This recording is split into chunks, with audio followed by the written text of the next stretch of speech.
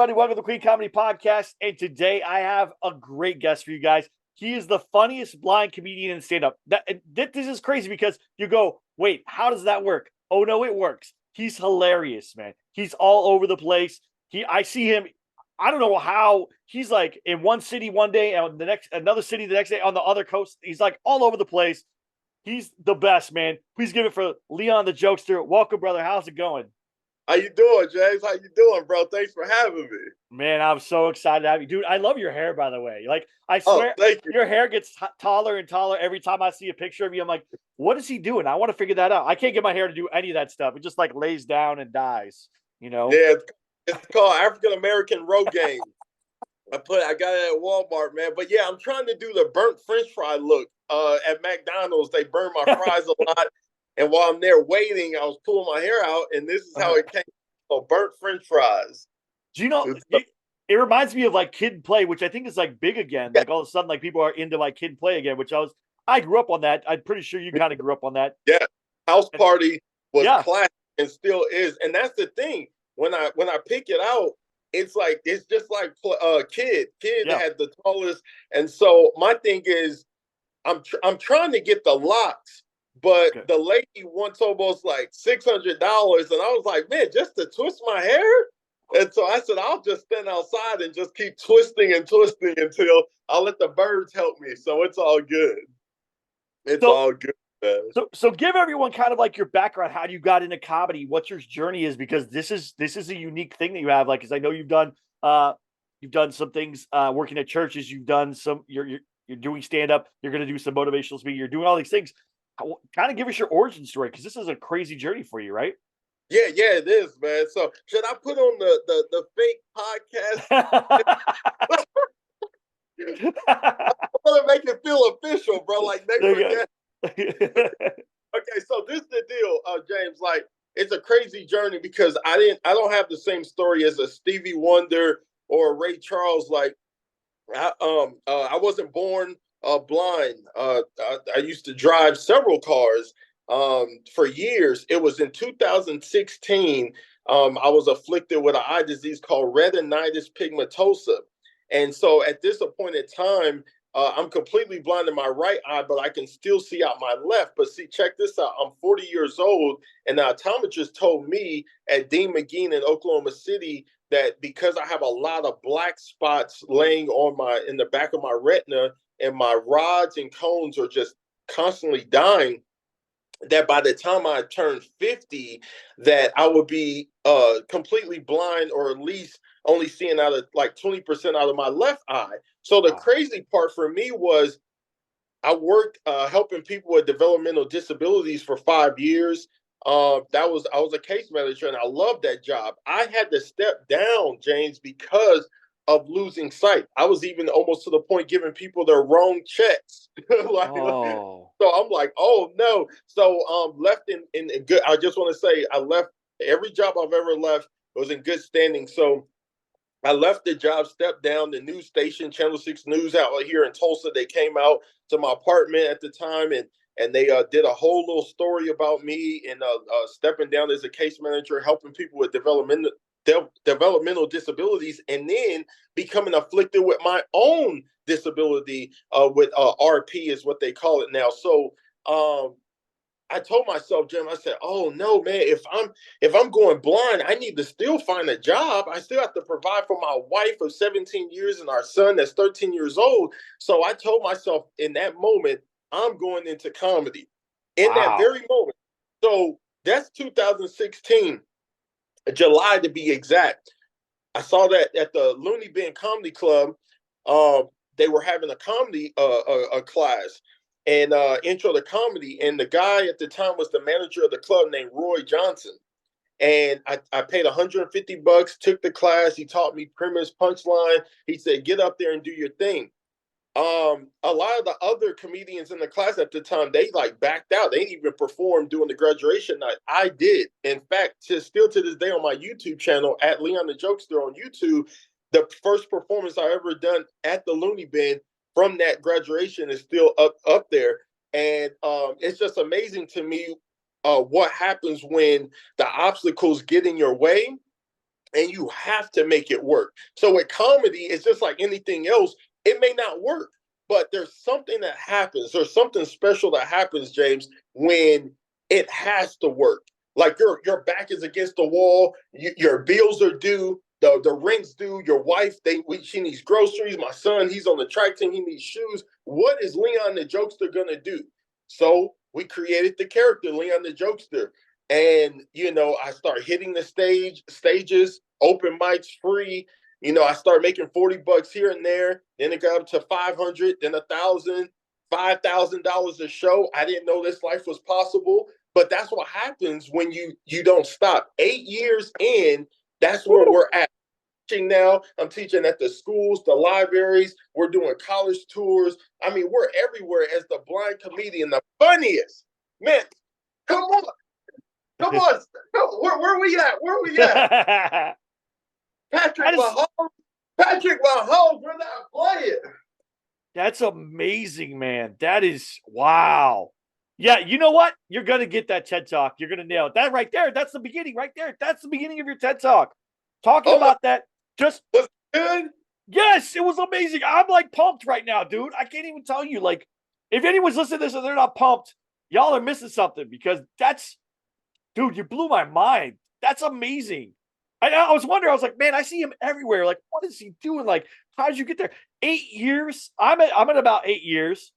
I'm not doing anywhere near that, bro. I got to know the secret, man. What is the secret? What am I missing here?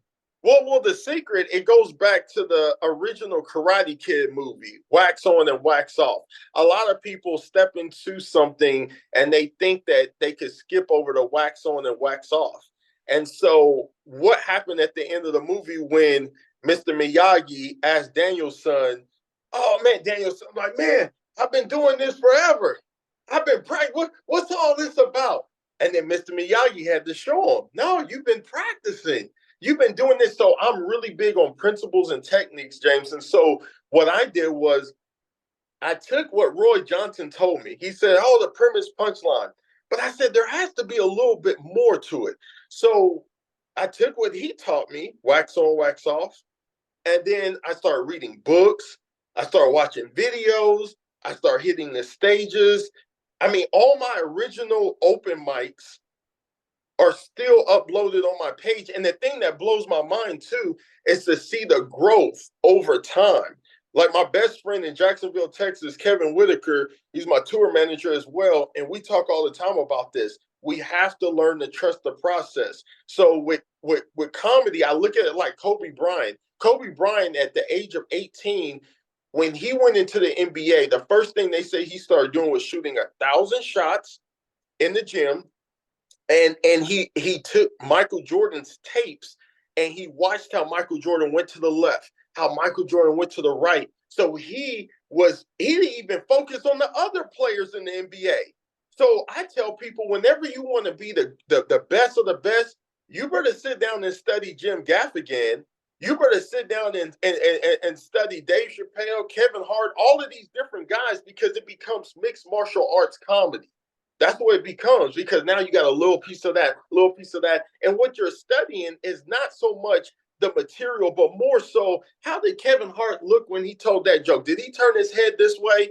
Did Jim Gaffigan step back 3 times? You know what I'm saying? Did Dave Chappelle turn in a circle? I'm trying to study this with one eye. And for the record, I'm not with the Illuminati, but I'm seeing one eye. And I'm taking notes, James, and I'm going and I'm paying to go to comedy shows. I can't even enjoy the comedy show anymore because my mind is in the teacher mode. I have to keep learning and growing. And that's the secret, bro, is that you have to keep studying the game. You study a variety of comedians and you see how they do it. And then you apply your own stories in which I can apply my life as a blind comedian to my comedy career. Man, jeez, that I don't even know what to say after that. That's a man. Yeah, well, thank you, bravo, James, because like I said before, I want people to sit back and watch. I don't do comedy for the likes online. That's nice to have them, but I really want to put on a show to let people know that just because I have a disability, that doesn't define me. I remove the first three letters, DIS. I have the ability to do anything that the next person is doing and at a high level. So either you're going to believe in the dream and the goal, or you're just going to like sit back and hate and do whatever. Because we have that process too. But we just keep going, man. We keep going. And I think that the beautiful thing now that I can say that technically, quote unquote, I do it full time for a living, because like they say, your gift will make room for you. So to be able to stretch and say, okay, I could do stand-up comedy, but what else can I do in comedy? Oh, I could teach elementary kids now. I could teach middle school and high school kids up the street. Oh, wow. I can go to the local library and have a summer comedy class, sign the contract. Shouts out to Miss Angela. So now I can go to Bixby, Oklahoma, and every summer for the last 5 years and teach at the 8 acres camp, kids camp. And so I started thinking to myself, what else is out there for me? Oh, maybe I can do a TED Talk. What else is out there? Maybe I can go over here and do a comedy festival. There's so many avenues and platforms for someone such as myself that's just trying to bring love, hope, and laughter, James. Man. Dude, I think your TED Talk is right here. This is all your TED Talk right now, just so you know. Like, this is everything. The demo. Let's do it. Let's do it. So you picked, I'm not going to lie to you, you picked the hardest career while losing your sight. I couldn't even imagine. That'd be like if I like was losing like feeling in my legs or whatever, and then I decided I want to start running track. You know what I'm saying? Like, it just like you picked the hardest thing ever, because part of comedy is that visual interaction with people and that stuff. You have to see the audience and understand what's going on. I understand that sometimes, the light hits your eyes, you're blind basically for a few minutes with the light, but you picked one of the hardest things even on the planet to do, stand-up comedy. Why? Why? Well, you could have picked literally anything else, but why comedy? Yeah, well, I think even with all of the now hiring signs around town, they weren't looking for the blind pilot right now. They weren't looking for the blind transit bus driver right now. So I picked something that didn't have a prerequisite, whether you had a disability or not. So I think the comedy club was the best fit for me, because there I was able to be given a platform, a microphone, and say, tell your story of what happened. Like, why did you you were at this job and then now you're here? Tell us in a funny way. And I think it just clicked. I think it worked out for me that way. My first 3 years, a lot of bombing. But then the last 4 years, which would put me at like 7, but it would be 8 come July 14th. I think what happened, James, was, again, when your back is against the wall and you're like, I have to perform at a high level, you will figure this thing out until it works. If you have a 9 to 5, you're at work from 9 to 5, you get home and you're like, do I feel like writing jokes for the next 2 hours, or do I feel like making some dinner, sitting on the couch watching Netflix till I fall asleep, and then go back to my day job, and hopefully I'm ready for an open mic next Wednesday. But with my situation, it's like you're at home now, so you have 8 hours to write material, to talk to yourself, because I don't have a crowd. And even when I go out and perform, I don't actually see the crowd, because there's no such thing as a comedy club with the lights on. Yep. So Yep. I don't even. So guess what happens now? The 8 hours that I'm doing by myself with no crowd, that's the same mindset I have when I'm in front of the crowd. I can't see anyone. So I think that I'm practicing, but it's the real thing. So guess what happens when you practice without a crowd? You put on the best show. Yeah, because there's no stress, right? Yeah. No stress. So when I get to the venue, I hear people sitting down, ordering drinks, ordering mozzarella sticks or whatever, but they're silent when I'm telling the jokes until it's time to laugh. So in my mind, it's the same process that I just gave 40 hours to by myself. And so it doesn't make comedy easier, but it does make it feel like no one came to see me perform and it's a sold out show. Wow. Dude, you're blowing my mind right now. I can't, like, I feel like I'm like man, you're like a Jedi master, and I'm still a Padawan, and we're the same. We're the same like starting time frame. This is amazing to me. Like that's so smart because What's funny is I shut that voice down. Like the voice is like, just talk to yourself, just do it out loud. I go, no, that's stupid, man. That's stupid. I'm not gonna do that. But now, like, I'm like, man, maybe I'm my own enemy. I'm my own person stopping me from moving forward. You know? Yeah. Yeah. Well, you also have to remember this too, James. When you get on stage and a joke works, and then you keep it, and then you can throw away the ones that don't work. But when you get home, you can look at that same joke and you can say to yourself, man, why did they fall out the seat laughing at that? And I'm looking at it on paper. So then that right there cuts out trivializing your material from that day on, because the biggest fear is when you're writing at home that that's not it. Oh, that one's not going to be funny, and that very well may be the one that's the funniest joke you've ever written. Right. So what I've told myself is that now that I've been on stage, I've done 105 shows in 8 years. I now know what works. I think George Carlin once said that he knows 95%. There's a 95% chance or something like that it's going to work before you hit the stage. I'm the same exact way. There's jokes that now when I write, I can know immediately, even though it came out of my brain, I can say immediately, no, that's not going to be funny at all. Or I can look at it and look at the joke structure behind it and say, oh yeah, that's a game winner. Like right now, I have a joke that I'm working on about like running into the bank, and then it's like, everyone get down on the floor. Is everyone down on the floor? Like, hey, lady, put that money in the bag. Is she putting the money in the bag? Okay. Hey, you guys, call me an Uber driver. Is the Uber driver here yet? So why in my mind do I know that that's going to work? Because it's under joke structure. Yeah. But if I took it out of joke structure and just walked into the bank, I wouldn't know what was going on. So then the crowd would immediately know he's an amateur and not a professional. So I'll say, I'm also working on another joke about because of my cane, a State Farm insurance. I want to get full coverage, and then the lady's gonna tell me, as when I finished writing the joke, the lady's gonna tell me, well, what kind of car do you have? And I'll say, well, I have a 1983 all black African American. And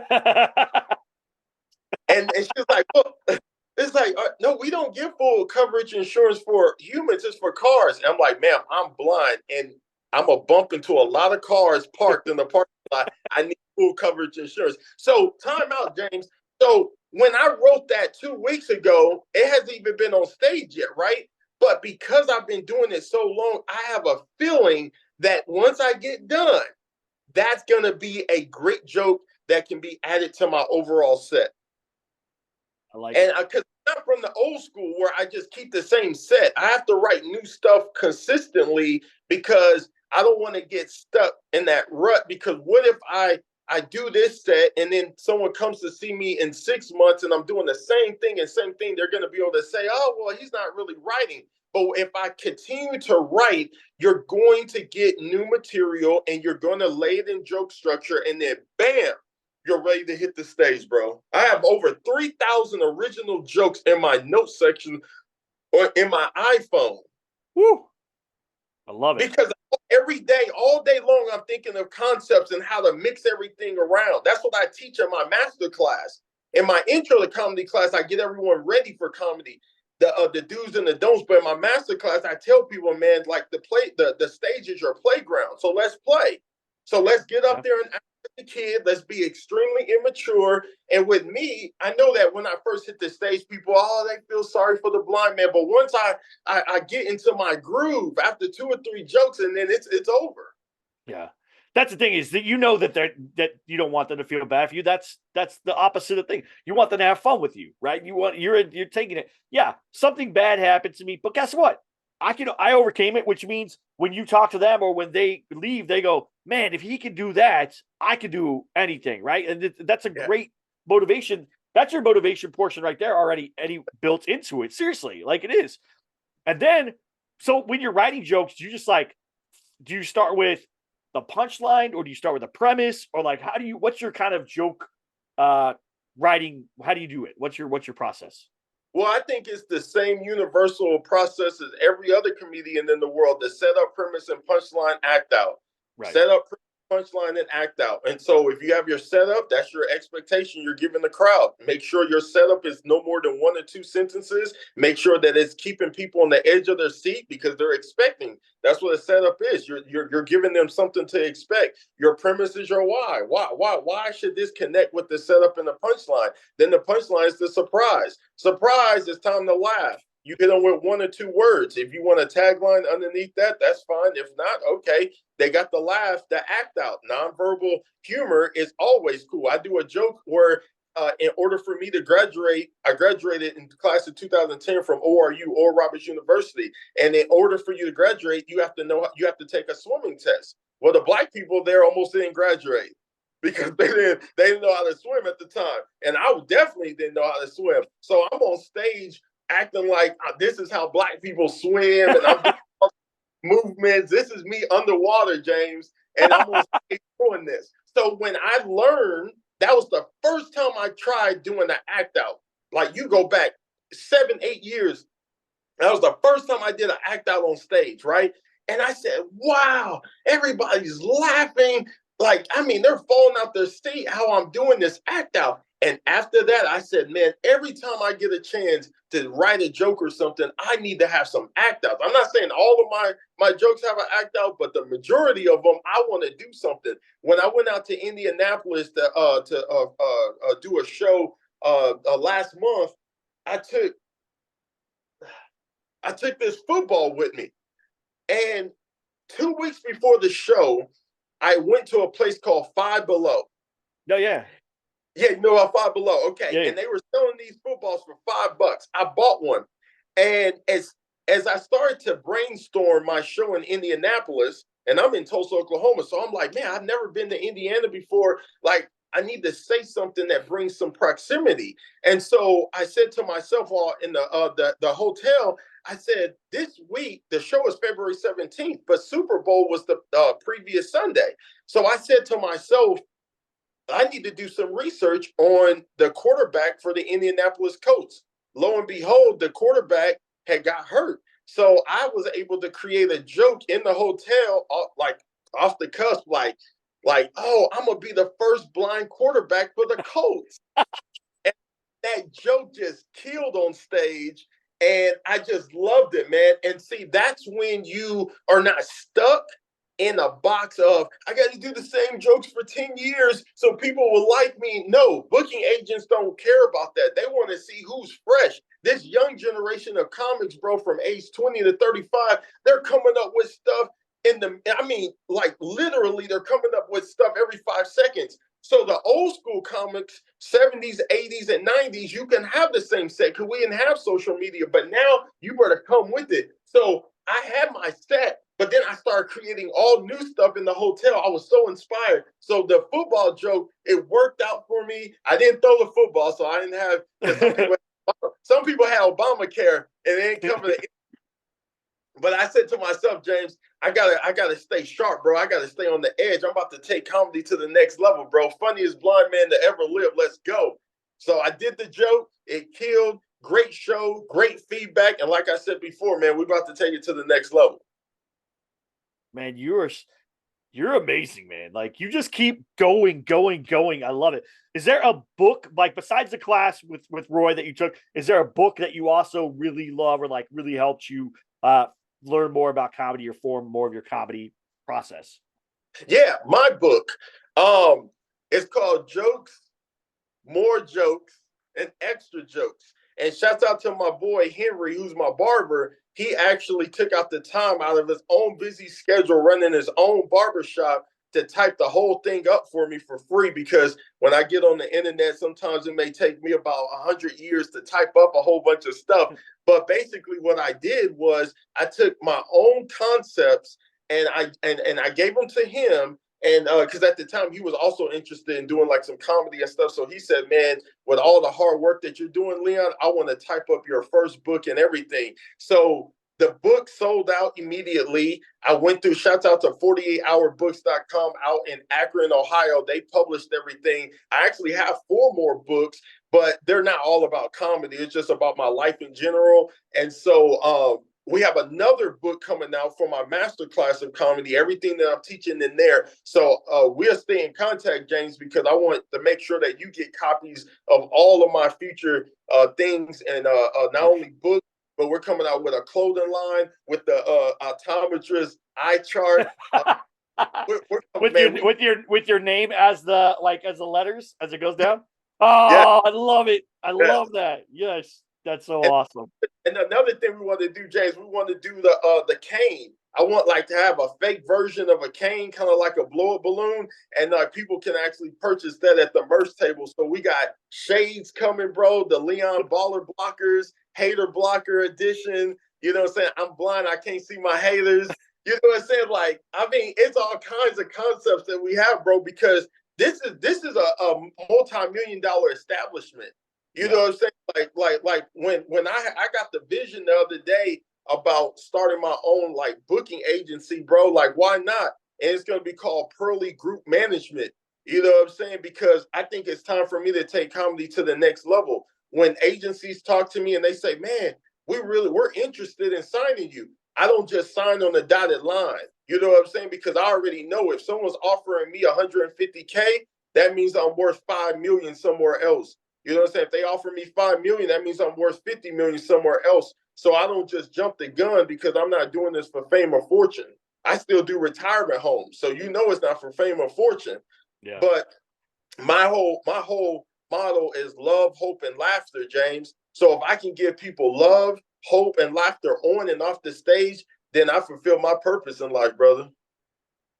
Man, I think we're going to keep this, and this is going to be your TED Talk. I'm not kidding. When you, this is every part of this is here.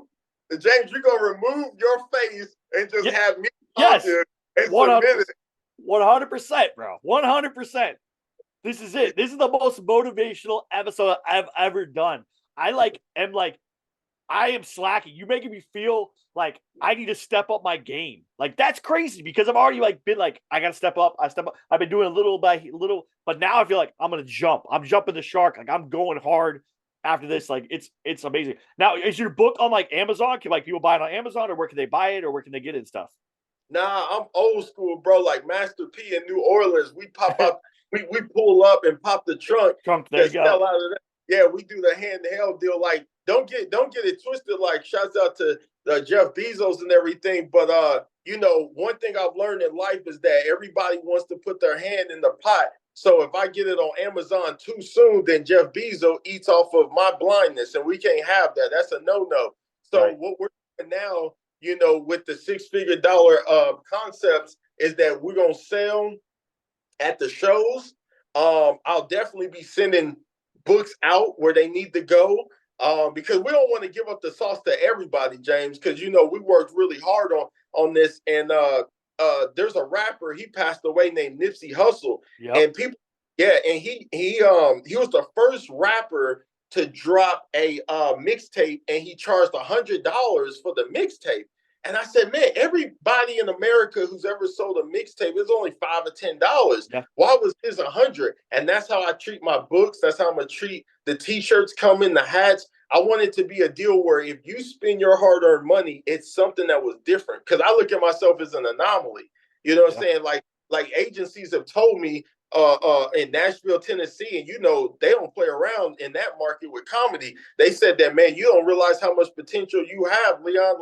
We Googled and we only found one black a blind comedian with a disability in America. So that's why we're interested. And that was an eye opener, no pun intended. That was an eye opener to me, because if I stand before someone that has a multi-million-dollar establishment and they say, man, why should we sign you, Leon, over millions of other comedians doing it at a high level? I say, well, first of all, I have a message that says, hey, I'm going to be that voice and the advocate for blind people, for anyone with a disability. If you're in a wheelchair, if you have cerebral palsy, shouts out to Josh Blue. Like, people with disabilities are trying to take over, bro. Like, I even see blue material secular comedians saying, okay, we're not going to talk about the LGBTQ community anymore because we keep getting canceled. We're now going to focus our jokes on the disability, people with disabilities. The last 4 or 5 famous comedians have made blind jokes. I said, interesting. So now I'm really about to let the dragon out. Yeah, because nobody about to come into our community and think they can do what they want, James. That's right. James, where's my podcast? James. I'm telling you, we're about to take it to the next level. I believe it. Next level. 100%. I believe that. Here's the weird part. We're on Zoom, you guys. We're on Zoom. We're through computers. I can literally feel it. I can feel your energy through the computer. That's insanity. Like, I've never said that in my life. I've never felt that in my life. This is amazing. You are going to be, like, you're going to the stratosphere. Like, you're going to be a superstar. I know. I can feel it. I know it's going to happen. Well, thank you. Thank you, bro. Hard work, man, pays off. I tell people, we got to treat comedy like a MMA fighting match. It's a sport. And what you get out of it, you gotta put that time in. And so, like, I haven't been to an open mic in a few months, actually like 7 or 8 months to be exact, because I learned that, I can do the open mics, but that doesn't put food on the table. What I had to learn was the corporate world. So I said, what do I have to do to make, 5K, 8K, 15K a show, right? So I capped out at 5K, just to kind of like help companies out. But we about to raise the price. Yesterday's prices are not today's prices, as Fat Joe said. So we about to raise the price. I'm going to give myself a raise this summer. But right now, the 5K deal stands strong. Why? Because you got to understand, once you step into corporate, everybody can't step into corporate. Sure. Everybody know how to sit down and do your research and make sure your material fits a nonprofit. You know what I'm saying? I did a show last year. It was last September, and I got the stuff all on my wall right now. And basically, so for the people that be thinking I'm just talking, I got it all on my wall right now. You know what I'm saying? Hey. And so these are multi-million-dollar, multi-billion-dollar companies. And so what do you do? What do you do when someone gives you an opportunity to perform clean comedy in front of multi-millionaires and multi-billionaires? You made it, because everybody doesn't have that opportunity. People, I can't talk about it, but some people behind closed doors that tell you, they give you that pep talk. Like Phil Jackson had to give Michael Jordan and Kobe Bryant. You know what I'm saying? Like, this is what you got to do if you won't be over here doing it like this. All those other comedians, they're not trying to focus on that. They focus on X, Y, and Z. That's why they're all sounding alike. But if you come over here and focus on this, and that, then you're going to take over. Yeah. You're going to take the game. That's why if you look at my Instagram, I've never, ever stopped. Most comedians, oh, man, I'm going to take a break. Oh, I'm not getting booked for shows. We've never slowed down because I've learned the game. I learned the game, James. There's a game. There's levels to this. It's not just you learn to write some jokes. Anyone can write jokes. Anyone can get on stage and perform. But what happens when someone sits you down and they give you the game, the sauce, and you're like, oh, well, why would I go left when I'm supposed to go right? When I have all of this stuff over here. So now I'm going to spend 40 hours a week working on this because this is what these companies want. Whereas everybody else is like, well, no, I'm going to just keep working for free at the open mics. Nothing wrong with the open mics. I'm going to start going every week starting next month. But I'm not going so I can be discovered. I'm going so I can work and sharpen my sword in comedy. So there's a difference. But somebody else may go to the open mics like, man, I'm going to be discovered. Somebody at the Comedy Store in LA is going to notice me in Oklahoma. Nonsense. Because there's too many comedians in all of those markets. to be looked at. Dallas market, Austin, Houston, Cali, Nashville, New York, Florida. I'm in Oklahoma. How do I have the attention of people in Nashville that own multi-million-dollar companies because they've never seen a black blind comedian that can keep it clean in churches and corporate? I'm about to take over, bro. You are. I saw that picture. You had June Colson on that picture with you right there. James, listen, yes, I'm about to buy a Tesla because it drives itself. Yes, it does. I'm the first blind person. I'm about to get a Tesla. Hey, yo, Tesla just came out with like a Lamborghini version. Bro, it's 200 miles per hour in like 2 seconds, and it drives itself. And after I get done opening for somebody really big in the future, I'm gonna get one, and I'm gonna pick you up in it. Well, you could come ride in my Tesla right now. I got a Tesla Model Y. You want to come ride? Perfect. I'll let you drive it. Let's go. Perfect. I love it. James, we have to change the game now. Yeah, this is the game.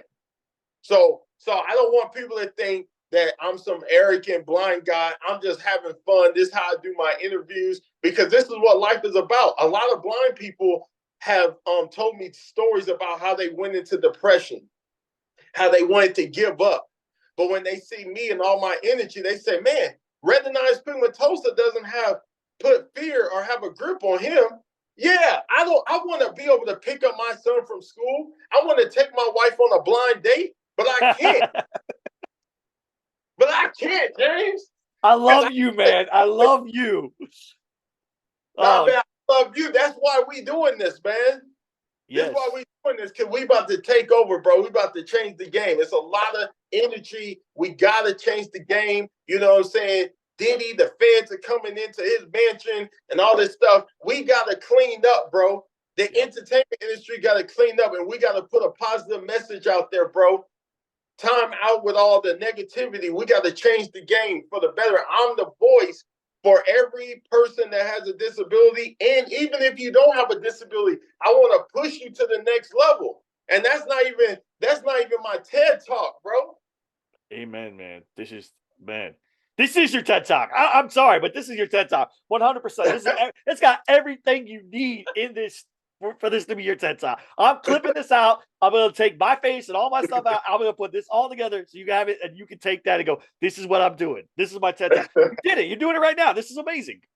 Yeah, and see, that's the thing. I can sit here for hours and wreck my brain trying to figure out, should I say this or say that, man? But whenever I know it's showtime, man, then it's showtime, baby. It's showtime. It's all coming from your heart, and that's the biggest thing. When it comes from your heart, because we get in our heads, we start like, oh, should I do this? Should I do that? And it messes with us. We mess with ourselves. We become our own enemies. Yes. But when it comes from your heart, you can't deny that's the right place it's supposed to come from, right? It's true. It's true, bro. Straight from the heart, man. Straight from the heart. So I'm gonna keep doing me, man. I'm gonna keep doing what I'm called to do, man, because I realize that there's this kid or multiple kids, you know, that want to do what we do. And I feel like this is an ordained moment in life for me to be positioned the way I'm being positioned in the school systems. I never thought in a million years that I would be able to teach 5th and 6th graders and middle school and high school kids stand-up comedy. And so this is amazing to me, man. I'm literally speechless, James, to be able to do that, because, you know, it's one thing to perform. It's another thing to start teaching the art form. Right. 100%. And I just did 6 hours. I taught in my class, and I even posted the graduation performances of my students on my Facebook and my Instagram. It was like maybe 3 weeks ago. But everybody had the chance to perform, and it was just amazing, man. And come this summer, I just partnered with the library. We signed the contract there. We'll be teaching there. I got some stuff going on in Colorado Springs in July, like the 1st and 2nd week. We're going to get back. We're going to do the kids camp the end of July. And then in the fall, we'll be back over at Jinx doing the intro to comedy class and the master class, on top of working on a tour with some people out in Tennessee. Wow. Dude, this is amazing. Where can people find you? Where can they find all your stuff? Where can they watch your stand-up? All that stuff. Throw it out there. Let's get people on board with this. Well, let's start with the Facebook. The Facebook is kind of funny because I have two. One says Leon Pearly. So it's Leon, then Purley. That's one Facebook. Second Facebook is simply comedian Leon the Jokester. And then the Instagram is at Leon the Jokester. And then the Twitter at Leon the Jokester. And I feel like that's pretty much it. Leon the Jokester at yahoo.com is the email if you're looking for some clean comedy. You want to book me for a show, event, corporate event, whatever it may be. Holler at your boy. Come on, I'm gonna come through. I'm gonna pull up in a limo that I'm driving. Because that's how we roll. I love it. I love it. So we're gonna. I lost my job last week as a valet driver. But we're good though. We're good, man. We're just here to enjoy life, man, to the fullest. And I'm just completely just like speechless, James, man. Thank you for this opportunity, man. I'm super blessed. You're super blessed. And let's just keep taking comedy to the next level, man. That's my contact information, my website, leonthejokester.com. You could go on there and check out videos. YouTube, of course, at Leon the Jokester. I'm almost to 1,000 subscribers. So subscribe on the YouTube as well. Click on my short. You'll see a lot of funny clips there, man, on my shorts on YouTube at Leon the Jokester. I love it. I love it. Well, thank you, Leon. Thank you, everybody, for listening. Please go check out Leon's stuff. Let's get him to 1,000. If he's not at 1,000 after this comes out, I'll be very mad at the rest of you for not doing it. I'm going to double check. I'm pretty sure I'm subscribed, but I'm going to double check that I'm subscribed there. And I am very excited for this. I'm going to also try to talk to Leon after this about getting a copy of that book because I really want to read that. That seems like something that I need to have in my life. I need to refocus and whatever. So I appreciate this. Thank you, everyone, for listening. Please like, subscribe, go check out Leon's stuff. Have a great one, and we'll talk to you soon. Bye.